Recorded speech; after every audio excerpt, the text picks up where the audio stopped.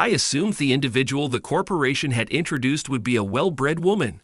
However, to consider the entire family to be this unethical. The father of my darling granddaughter's potential mate insulted us on the day of our matchmaking. The potential mate appeared to be a sincere young guy who attempted to correct his father for his actions, but the father sneered and showed little concern. Isn't it the truth?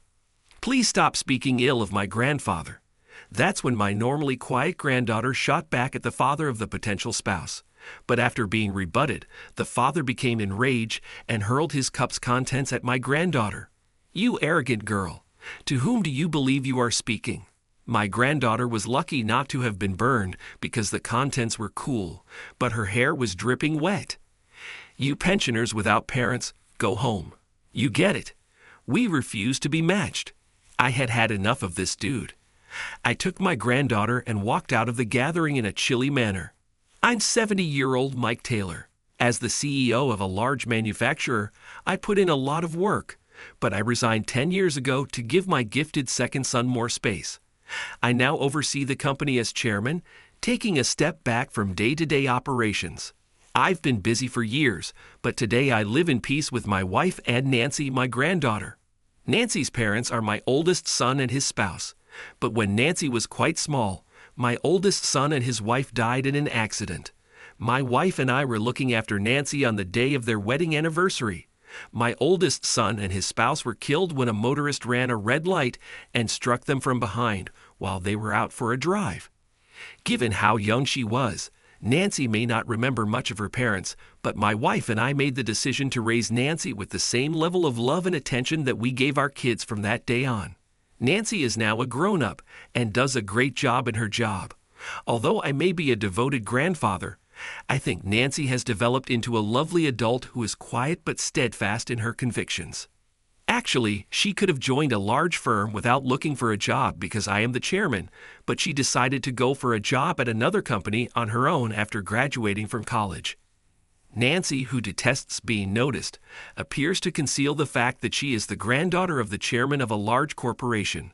Her surname is so common that it seems no one has yet to figure out who she really is. I too live a humble life and try to keep my status a secret so as not to bother Nancy. The days went by in calm, and we had some quite cozy moments. My second son joined us for supper one day, stating he had something to talk about. Nancy, how old will you be this year? While my wife was cleaning up after dinner, my second son struck up a conversation with Nancy. Uncle, I'm 25. Why are you asking so abruptly? Nancy stared at my second son, seeming perplexed. Nancy's look brought back memories for me. I understand. That's your age already. Time really does fly by. Actually, I would want to introduce you to a really talented employee of mine. It functions as a kind of matchmaker. What are your thoughts? At his proposal, Nancy gave a little what in surprise. At first, I was also a little taken aback, but I soon realized. I've raised Nancy like a daughter, so it makes me sad to think about her getting married. But she's also a mature lady now. She might benefit from at least one encounter with him. I assumed the individual the corporation had introduced would be a well-bred woman. However, to consider the entire family to be this unethical. The father of my darling granddaughter's potential mate insulted us on the day of our matchmaking. The potential mate appeared to be a sincere young guy who attempted to correct his father for his actions, but the father sneered and showed little concern. Isn't it the truth? Please stop speaking ill of my grandfather. That's when my normally quiet granddaughter shot back at the father of the potential spouse. But after being rebutted, the father became enraged and hurled his cup's contents at my granddaughter. You arrogant girl, to whom do you believe you are speaking? My granddaughter was lucky not to have been burned because the contents were cool, but her hair was dripping wet. You pensioners without parents, go home. You get it. We refuse to be matched. I had had enough of this dude. I took my granddaughter and walked out of the gathering in a chilly manner. I'm 70-year-old Mike Taylor. As the CEO of a large manufacturer, I put in a lot of work, but I resigned 10 years ago to give my gifted second son more space. I now oversee the company as chairman, taking a step back from day-to-day operations. I've been busy for years, but today I live in peace with my wife and Nancy, my granddaughter. Nancy's parents are my oldest son and his spouse, but when Nancy was quite small, my oldest son and his wife died in an accident. My wife and I were looking after Nancy on the day of their wedding anniversary. My oldest son and his spouse were killed when a motorist ran a red light and struck them from behind while they were out for a drive. Given how young she was, Nancy may not remember much of her parents, but my wife and I made the decision to raise Nancy with the same level of love and attention that we gave our kids from that day on. Nancy is now a grown-up and does a great job in her job. Although I may be a devoted grandfather, I think Nancy has developed into a lovely adult who is quiet but steadfast in her convictions. Actually, she could have joined a large firm without looking for a job because I am the chairman, but she decided to go for a job at another company on her own after graduating from college. Nancy, who detests being noticed, appears to conceal the fact that she is the granddaughter of the chairman of a large corporation. Her surname is so common that it seems no one has yet to figure out who she really is. I too live a humble life and try to keep my status a secret so as not to bother Nancy. The days went by in calm, and we had some quite cozy moments. My second son joined us for supper one day, stating he had something to talk about. "Nancy, how old will you be this year?" While my wife was cleaning up after dinner, my second son struck up a conversation with Nancy. "Uncle, I'm 25. Why are you asking so abruptly?" Nancy stared at my second son, seeming perplexed. Nancy's look brought back memories for me. "I understand. That's your age already. Time really does fly by. Actually, I would want to introduce you to a really talented employee of mine. It functions as a kind of matchmaker. What are your thoughts?" At his proposal, Nancy gave a little what? In surprise. At first, I was also a little taken aback, but I soon realized. I've raised Nancy like a daughter, so it makes me sad to think about her getting married, but she's also a mature lady now. She might benefit from at least one encounter with him. I gave a small nod and turned to face Nancy and my second son. "Yes, I feel confident if it's someone you're recommending." "Nancy, that might be a good opportunity, but you are under no need to do so. Do you not think?" "Well, it seems a little early, but I suppose I can't say that indefinitely. I might as well meet Uncle if that's his suggestion." At first, Nancy appeared a little apprehensive, but she responded favorably after believing my second son's advice. "Nancy, thank you. He is the son of the sales manager at our company. He is a really excellent individual and a very talented employee. Of course, you are welcome to let him know if, after speaking with him, you don't think it will work out. All oak, Uncle. I appreciate your understanding." Nancy appeared a little more relaxed about the day of the meeting when my second kid mentioned this with a kind grin. "It appears that his father, the manager, will accompany him. I could go with you, but I believe Dad would be more suitable." Yes, I was nurtured by my grandfather as if I were his own daughter. He should come in place of my parents. Of course, I started crying when she spoke. It brought me great joy to know that she recognized how much I loved her. Simultaneously, I made the decision to accurately assess whether this man might bring Nancy happiness. "Oh, Uncle, I have one request." "What is it?" "I don't want to reveal at first that Grandpa is the chairman and that I'm his granddaughter," Nancy replied, glancing straight at my second son. "Those who make snap judgments based on titles irritate me. Is that acceptable?" That statement was so Nancy-like. I consented since I didn't want her to be picked merely because she was the chairman's granddaughter. "Obviously, I get it. We'll follow that strategy. I'll let you know the specifics later." "I'm grateful, Mom. I appreciate the dinner." As my second son departed, she exclaimed, "I'm going home. I'm matchmaking, right?" Nancy whispered to herself after he left, almost like a soliloquy. "Now that I'm older, I also need to consider getting married. Time truly does fly by." I joked, laughing, "Well, if the guy turns out to be a jerk, Grandpa will knock him out for you." And Nancy laughed as well. "I'm grateful. Being with you gives me a sense of security. I'm hoping he'll value you and Grandma as well." I honestly believe Nancy had matured into a good person after hearing her statements. All I can hope for is that her potential mate is trustworthy and nice. On the day of the matchmaking the next week, Nancy and I went to the appointed location while wearing modest clothing to prevent it from being revealed that we were the chairman and his granddaughter. An historic, reputable restaurant served as the gathering spot. When I was the CEO, I frequently hosted business dinners there. The proprietress was still smiling when she noticed my face, and she nodded slightly and greeted me with the same kind of smile. "Mr. Taylor, oh, isn't that Chairman Taylor now? We haven't seen each other in a long time. Please don't tell everyone that I'm the chairman today." The proprietress seemed astonished and hastily lowered her head when I stated it. "So I'm sorry, Mr. Taylor. Allow me to lead the way." After that, she showed us the room where the potential mate was waiting. 2 males were already seated in the room. The partner was presumably the bright-eyed young man in the middle, and his father was most likely the man in his 50s standing next to him. But when I looked at the father, I was uncomfortable. He appeared to be rather unhappy. "Excuse us. We look forward to today." The young man immediately got up and grinned at me when I smiled and walked into the room. "I appreciate your time today. Charles Wilson is my name. I'm glad to have met you. Have a seat here, please." Charles, the young man, seemed to be the partner since he looked directly at us and gave us a quick glance. I had a very positive first impression of him, and his smile was refreshing. I sensed an unpleasantly critical stare as I shifted to take the seat Charles had shown us. Charles's father appeared to be examining Nancy and me from head to toe. I detested this man because of the gloomy look on his face when I first walked into the room.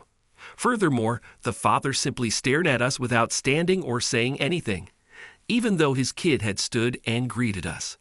But the primary focus of this encounter was Nancy and Charles.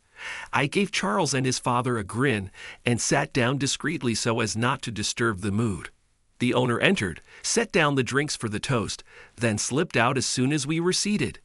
Charles inhaled lightly before returning to us with the same revitalizing grin.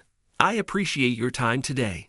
To set up this opportunity, I'd beg the CEO for a favor. This is Richard, my father. Father, please say hello to them." Charles asked his father, who sat glumly, to come over and say hello. "Nice to meet you," Richard responded grudgingly, his face showing his reluctance. He continued to be impolite, as if he didn't think well of us. Charles said, "I'm sorry about my father," with a pitying expression on his face and a lowered eyebrow. Charles seemed to be a more genuine person than Richard. "Don't worry, Nancy. Let us introduce ourselves." I reassured Nancy by giving her a soft touch on the back. As usual, Nancy straightened up and spoke a clear, respectful greeting to them. "My name is Nancy Taylor. I've never done anything like this before. If I make a mistake, I'm sorry. We appreciate you having us today." Nancy pointed to me and said, "This is my grandfather," and I nodded slightly. "My parents passed away when I was young, and my grandparents have raised me in their place." Richard scowled as Nancy concluded her sentence. He looked suspiciously and said, "Oh, and what do you do for work?" in a disrespectful manner. "I've heard he's the sales manager at my company, but he joined after I retired, so I don't know much about him." It's astonishing that a well-behaved son would have such a haughty father. Keeping my annoyance in check, I calmly responded, "I'm retired now and living a quiet life." Richard sighed loudly when I had done speaking. "You're living off of a pension?" Richard went on just as I was ready to react violently. I thought the person introduced by the CEO would be an outstanding lady, but I think the whole family is this low class. With an arrogant grin, Richard leaned back and propped his elbow on the table. "How are you able to say that, father? It's impolite." Charles quickly tried to stop his father and apologize to us, but his father didn't seem to mind. "I am truly sorry," Charles said. "Because it's the truth, isn't it?" Nancy had her head lowered and her lips pressed together when I looked at her. The good-hearted Nancy must have been as frustrated as I was, but she was probably keeping silent to respect my grandson's position. Richard went on talking, ignoring our faces. "Unlike you, my son Charles has a lot of talent. In our community, he was referred to as a prodigy when he was little. He placed #1 in the country on mock tests while he was in prep school. He was the best student when he started college. As he spoke, Richard's tone became more arrogant. Are you aware of his exceptional talent? Because raising him cost us money and time. He is currently among our company's best young salespeople, and he will undoubtedly advance. Richard hesitated after saying all of this in a single breath. Visibly irate, Charles attempted to interrupt his father, but Richard disregarded him and went on speaking while smirking patronizingly at us. However, you all lack parents, therefore your daughter is undoubtedly not receiving a good upbringing. My boy is too strong for her. My fists clenched as I heard those words. That seems like it's gone too far. I looked at Nancy once more and forced myself not to yell. Her expression was darker than before, and she continued to look down. Seeing Nancy in this state made it impossible for me to remain silent. I gave Richard a fierce look and spoke quietly. Hey, that's incredibly rude. But Richard merely leaned in with a sneer when he heard my voice. I'm just being honest. Additionally, you arrive at a matchmaking event wearing such tattered attire for your age. Although Nancy and I had opted for modest attire for today, it wasn't all that horrible. Maybe we appeared shabby to someone like Richard, showing off a suit with a clear brand logo. It appeared that his target had moved to me, and he smiled sarcastically. Well, living on a pension must mean you don't have much money. Richard gave me a derisive laugh. I thought about disclosing that I was the chairman of his company because his remarks were so offensive. Nancy, who had been quiet up until that point, slammed her hand on the table and got to her feet as I looked at her. Regardless of what you think of me, stop talking about my grandfather that way. Nancy, who rarely raises her voice, had had enough and spoke up with firmness. Nancy has never been this irate in all the years we've lived together. She must have been really angry about it. I was pleased of her when I realized how much she cared for me. But it was Richard who became enraged at Nancy's remarks. He had just been jokingly insulting us, so it infuriated him when Nancy retorted. He hurled his teacup's contents in her direction. You arrogant girl, to whom do you believe you are speaking? Nancy was lucky not to get burned because the tea was cold, but it soaked her hair and caused drips to fall. It had also gotten on her skirt and blouse, I saw. I was so stunned that I was unable to respond. Nancy was now soaked, and Richard sneered at her with a delighted expression. He snorted and took a seat again. Go home, you lowlives with no parents and living on a pension, he said. When Charles saw this, he practically screamed. What have you done, father? That is really impolite. Express your regret to them immediately. Richard was unfazed by Charles's response. His annoyance was evident as he slammed the teacup on the table after finishing Charles's. She ought to be the first to apologize for treating me rudely. I've always advised you to target the daughter of the CEO. Why are you squandering your time with these jerks? Charles, who was on the edge of tears, apologized to us several times after realizing that Richard was determined about not saying sorry. I really apologize. The actions of my father are unacceptable. Are you harmed, Nancy? Charles apologized repeatedly to us. Richard's attitude was unacceptable, even though I knew Charles wasn't at fault.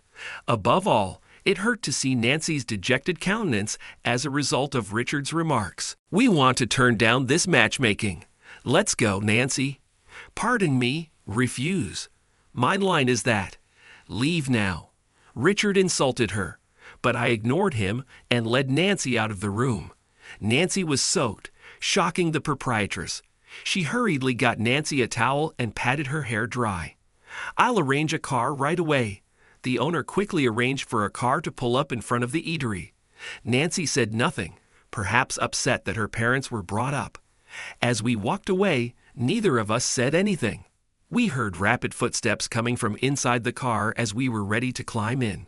Mr. Taylor, I am so sorry. From within, it was Richard and Charles hurrying toward us. As before, Charles had lowered his head to offer his sincerest apologies. To our astonishment, Richard followed Charles and apologized as well, appearing agitated. I deeply apologize for my earlier behavior. What on earth was happening? Charles started to explain as we were stunned.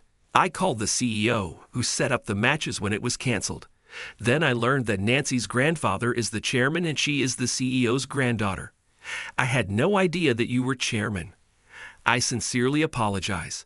So my second son had mentioned us in his call, Richard continued. Still, Richard's abrupt attitude shift was startling. Is there still something you'd like to say to these so-called lowlives living on a pension? I smiled at Richard and asked sarcastically. Richard's face became white, and his eyes flew around, frantically trying to find the right words to express regret. Isn't low life a term more fitting for someone like you, who can insult others without a second thought? In a hushed voice, I said to Richard. Richard became pale and stood there unable to speak, perspiration streaming down his brow. I stepped forward and resumed my conversation. I'll make sure to tell the CEO to thoroughly review your position. At this, Richard knelt down and buried his head in his hands in a profound apologies. I'm so very sorry. I was unaware that she was the granddaughter of the chairman. In a weak voice, he apologized again. Richard looked up and went on, as if desperate, while I remained silent. If she is the chairman's granddaughter, we would be honored to proceed with the matchmaking. He had such a terrible attitude that I could only groan. Nancy hated people like these, people who made snap judgments about other people based only on their titles. I turned down the matchmaking already. You told us to go too. Now what are you discussing? I was so frustrated that all I could do was deliver this in a severe manner. Nancy and I moved to get into the car, ignoring Richard, who hung his head at what I said, when Charles called out to us. Nancy, Chairman Taylor, please wait. Nancy and I paused, and when we looked around, Charles was apologizing once more. Please allow us to continue the matchmaking. No, we have turned it down already. I'm sorry, but your father's actions were unacceptable. Charles looked up and looked me in the eyes as I was saying this. I'll cut off contact with my father, please, if you'll let us continue. I care for Nancy that much. Nancy gasped next to me, and I looked at Charles with similar surprise. Charles started talking softly. In actuality, my father has consistently pushed me to arrange a meeting with the CEO's daughter. Would you like to meet my daughter for a matchmaking? Inquired the COO, who was likely exhausted by my father's insistence. Charles gave Nancy a look of mild embarrassment. Nancy had been staring down, but now she was paying close attention to what Charles was confessing. I told the CEO that I already have someone I care about. Charles took a big breath and went on. I actually fell in love at first sight when I spotted Nancy working at a client I visited. The CEO arranged this pairing after I told him about Nancy Taylor, a woman at our business. I understand. So you are unaware that we are the chairman and his granddaughter, and this meeting took place. You're correct. Give me another chance, please. Charles once again expressed his heartfelt regret. He seemed sincere in his affections for Nancy. I had no right to make the decision now. Nancy was staring at Charles when I turned to face her. I also want to know more about you, Charles replied. Shyly, she said. I couldn't help but smile when I saw these two young people. All good, but we're heading out today. Nancy must change. I'll set up another meeting so we can have a proper conversation. I stopped and looked at Richard. His face was still white, and he was still looking down. However, the condition is that your father does not interfere in any way from now on. Obviously, I will break off contact with him today. Thank you very much. Richard, who had been kneeling and drooping his head, looked up as we were having a friendly conversation. Cut ties? Charles spoke icily while glancing down at Richard. Your tendency to disparage other people has always raised questions in my mind. I've come to realize how wrong you are because of this experience. You are no longer necessary in my existence. Charles's forceful statement impressed me a little. I might be able to trust him with Nancy if he could get up like this. I finally got in the car with Nancy to go home after telling Charles that I would stay in touch. For the first time in a long time, I visited the company the next day. I went to the office of the HR manager. The three of us talked about what had transpired the day before, after I also called in my second son, the co. We carefully examined every internal personnel matter. The chairman has given this instruction. The HR manager acted swiftly, conducting investigations and internal interviews. Richard's negative attitude was exposed. It found out that he was haughty and harassing to his subordinates, even though he was obedient to superiors like my son and the HR manager. His penalty was decided quickly because there were even instances of what can be termed workplace bullying. He was sent to a distant area and reduced to normal employee status. With his pride bruised, Richard responded, "I won't work as a regular employee. I'll quit this company," when the HR manager brought him in to explain his penalty. Then he quit right away. We didn't want any problems in the new location, therefore it was probably better for our business. Nancy and Charles began dating following the ensuing matchmaking. I was rather satisfied when I saw Nancy talk about Charles with joy at home. Charles was coming over for supper today. In contrast to his father's actions, Charles was a fine young man who was considerate and truthful. Charles started, "Actually, I wanted to talk about my parents," after we had finished our dinner. "After my father quit his job, my mother finally expressed her dissatisfaction with his behavior, and they decided to get a divorce. I understand. Charles, that must have been difficult for you." "No, my mother appears to be quite active now and has returned to her previous pastime of playing tennis. I no longer intend to visit my father." Charles said, "I truly apologize for that day, once more." "Don't worry about it, Charles. I was very glad you expressed your emotions that day." Nancy remarked this while grinning at Charles. They appeared to be steadily fostering their relationship by going out together and occasionally dining at our house, resulting in a solid and wholesome bond. I decided to continue keeping a close eye on Nancy's romantic adventure after seeing the two of them together.